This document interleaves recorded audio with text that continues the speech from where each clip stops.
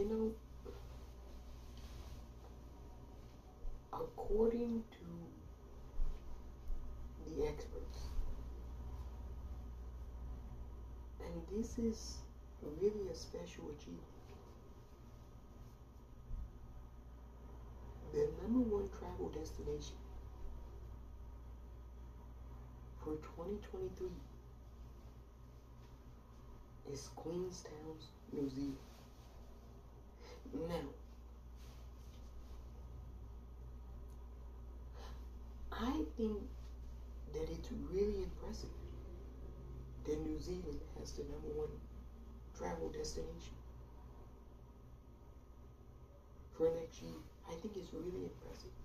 And I tell you why. It's a combination of really hard work New Zealand has been doing. You know, when people want to complain about things,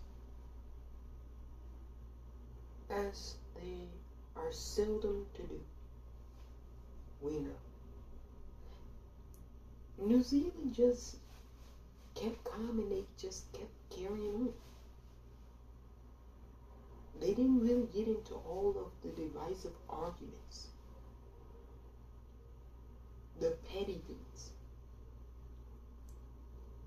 They did a lot of what they needed to do.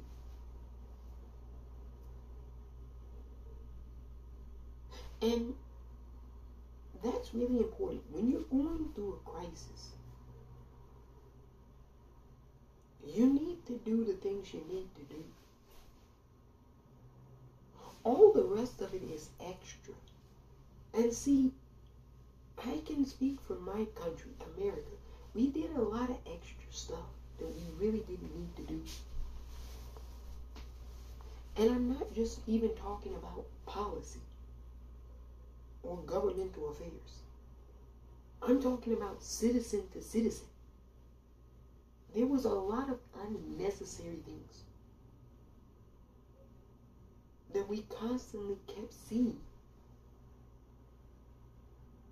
that really took away from the overall objective of knowing what you need to do during a crisis and doing it. And I think that's what really set us behind. Sure, you can blame bad leadership, yes. And boy, was the leadership bad in 2020. But on an individual to individual level, I think we all can agree who are still here, because a lot of the misbehaving folks, they didn't make it. We know a lot of people who were troublesome during COVID succumbed to the virus. We know this. So I think all of us, with hindsight being 2020, can look at that year and say there were a lot of issues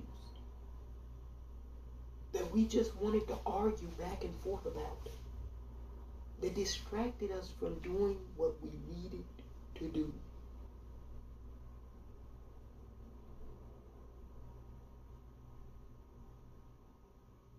But New Zealand didn't get distracted. Yes, there were things happening there.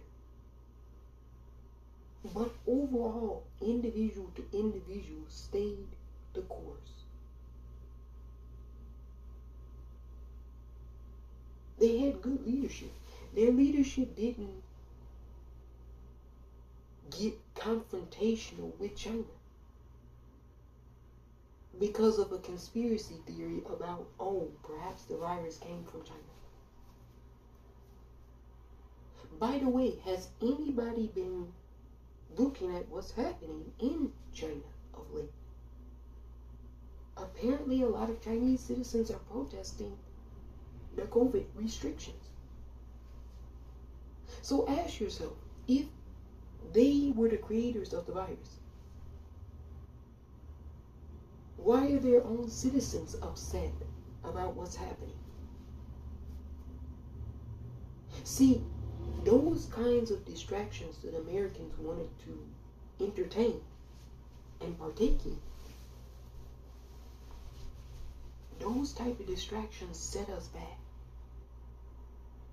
So while you see other people now upset, are they really ahead and just upset about other things? One can make an argument that they are. Ooh, nobody likes COVID. Find me anyone who likes COVID. Whether you're talking about having the virus, the mitigation policies, the governmental policies that were in place, the public health emergencies, the way the citizenry reacted, the loss of life. Nobody likes COVID. But when you don't know about something, whether you like it or not, everybody had to abide by it and do certain things for it.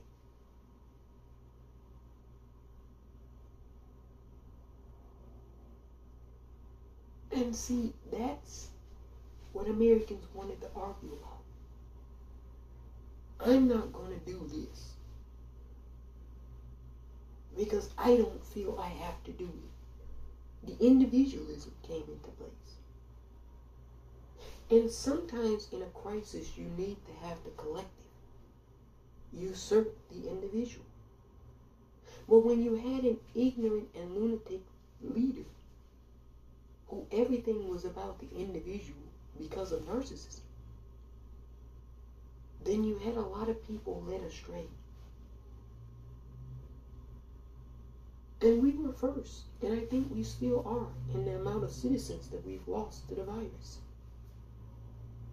We're probably first in the amount of citizens who have complications due to the virus. You know, they don't talk that much about long COVID. They don't talk about what it is, how many millions of people have it. It's just like it doesn't exist, but it does. See, this is what we do. Just because we don't want to acknowledge something, we pretend as though it doesn't exist. But it very much exists. I was reading a report that said anywhere from 3 to 10 million Americans are affected by long COVID. And that was a while ago, so it's probably vastly more than that. A lot of people, they say, why can't they come back into work? But part of that is they physically cannot return back to work. We don't want to talk about that. But there are millions of people who cannot physically return back to the office. We know this, but we don't want to say it. Other countries, in order to avoid long-term effects of the virus, chose to operate in a different way. And New Zealand, I want to say, is one of the best countries in terms of how it chose to handle this.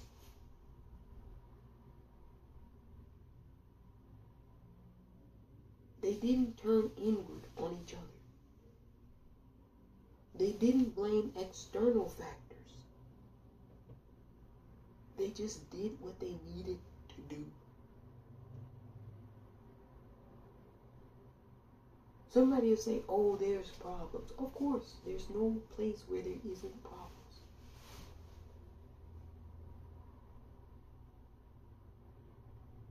But look at the small number of issues in comparison to other countries where there are larger issues. People will talk about the protests in China. They have 2 billion people in China. If 2 million people are protesting, that's not a lot of people when you have 2 billion.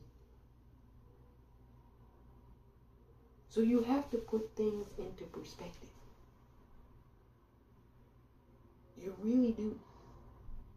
In China, they have cities of 35 million people. Multiple cities. I think we might have one city in our entire nation with that many people. They have like 20 or 30 cities of 35, 40 million people.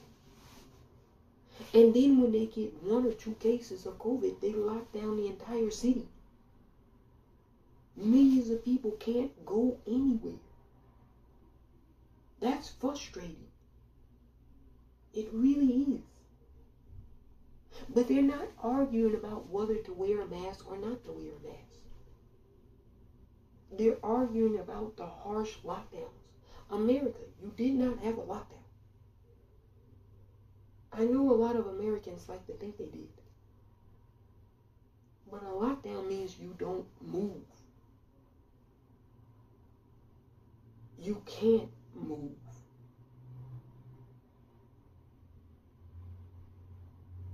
All types of stupidity was happening in America during the supposed lockdown. We saw people outside just infecting one another,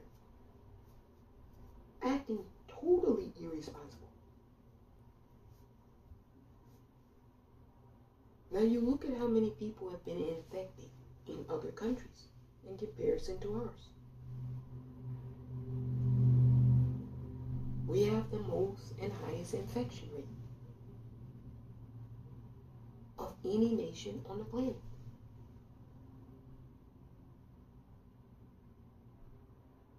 China has 2 billion people. You would think they would have more people infected by the virus than us, but they don't.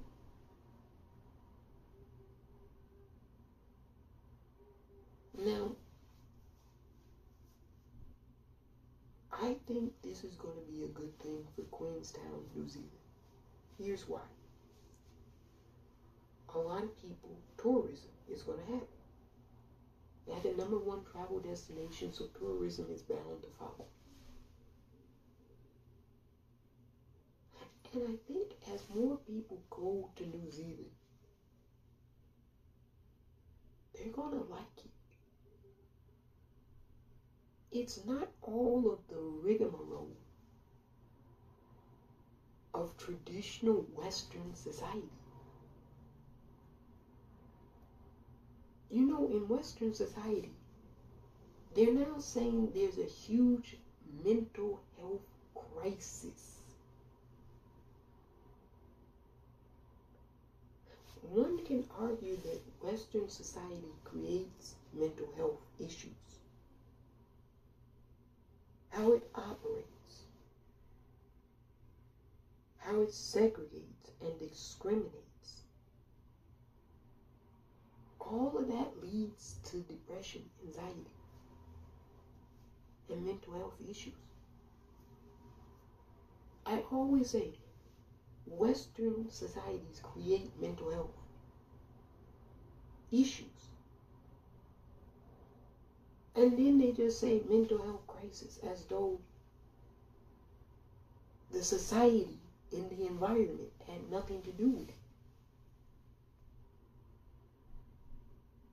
This is not a trick question. Do you know any American who isn't insane, crazy, cuckoo for Cocoa Puffs? So I dislike when other Americans start saying this person is crazy. I'm like, you're crazy too. Crazy people calling other people crazy. It'll be some insane person that wants to say, I'm insane. I get that from time to time. You're crazy.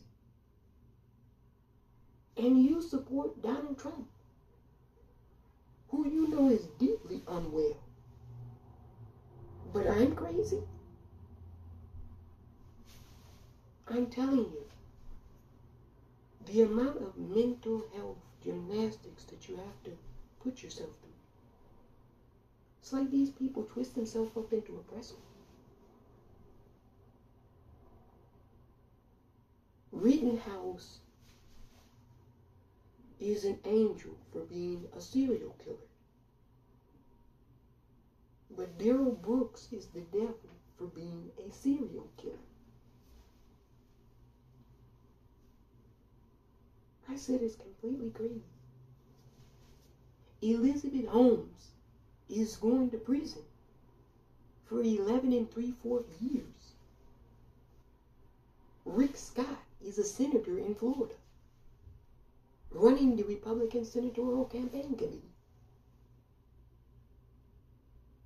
She stole from investors. He stole from the federal government, which is we the people. And he didn't serve a day in prison. There's rapists who are billionaires running the streets on high society. Not gonna do a day in prison. But Elizabeth Holmes, who didn't murder anyone, who didn't rape anyone, she's doing 11 3/4 years, and Kyle Rittenhouse is at home celebrating Thanksgiving. Do you see how crazy you have to be in America? And then they wonder why there's a mental health crisis. Look, this place has always been an insane asylum. But the recent wardens who's been running it, they've been doing a really crazy job. You might want to think about replacing it. I'm just saying. I'm really proud of New Zealand. They have a really great leader. And you know, a lot of this comes down to gender. You know, if New Zealand had a male prime minister during COVID, everybody would be hailing New Zealand as the greatest country. But because they don't have a male leader, you see how they stay quiet about the successes of the country. This is because so many of the people who are in charge are men. And they never want to give women their flowers. You know, that's even true of the average man. They only buy flowers during the holidays. Never just on a whim. So this is a big victory for Prime Minister Jacinda Ardern. Nobody wants to talk about that. Except for us. The #1 travel destination on the planet is Queenstown. Now, it's very rustic and Victorian. It's not modern. Don't expect to find a Walmart or a CVS pharmacy. They might have a Starbucks, but they're going to have a lot of local cafes. You can be out by the water and let it put you to sleep. You don't have to worry about someone shooting you because you want to go out for a run or to the grocery store.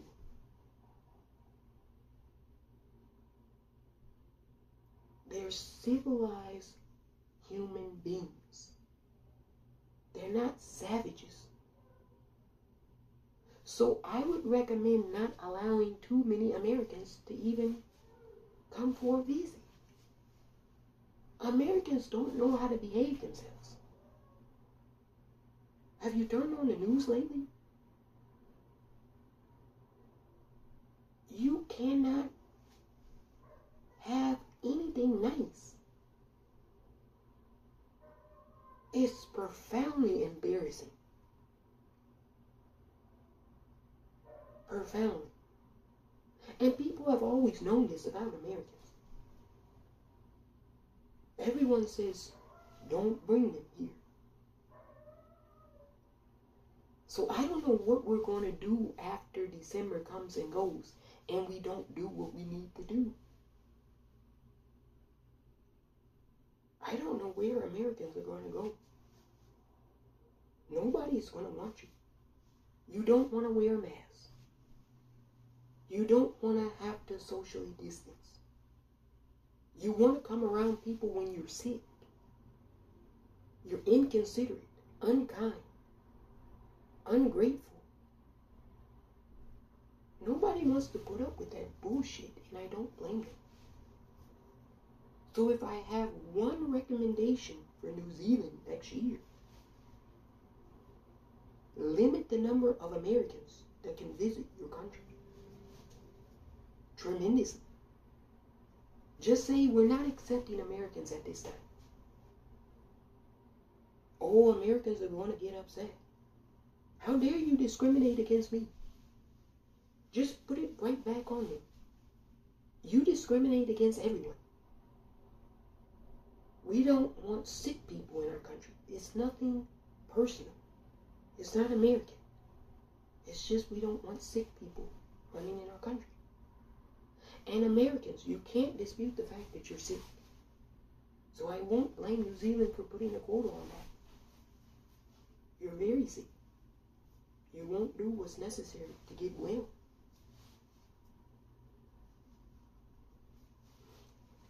Congratulations, Queenstown, New Zealand. I think it's going to be really a good thing. I really do. I think New Zealand is going to do great things. Great, great things. It's a shame that my country,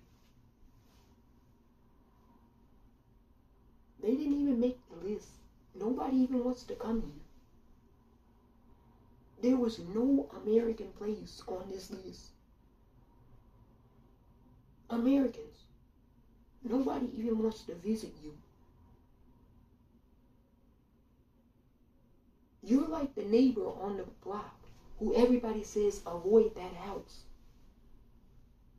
Take the alley around the house.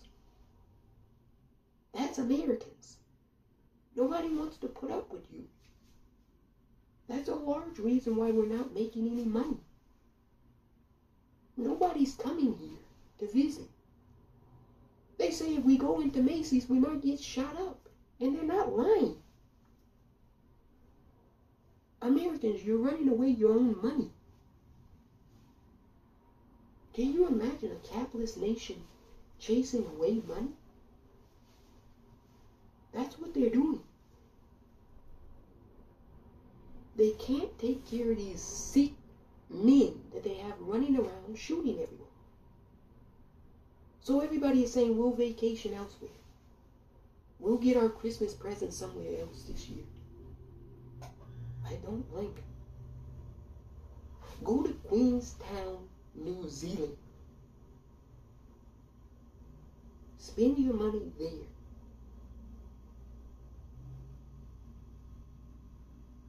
And have a joyous and happy holiday, New Zealand. You know, we're lucky we have any friends left. We're not friendly.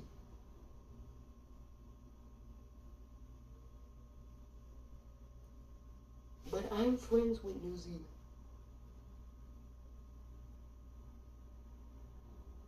And I'm friendly. And I can congratulate a friend on their successes. So congratulations, New Zealand.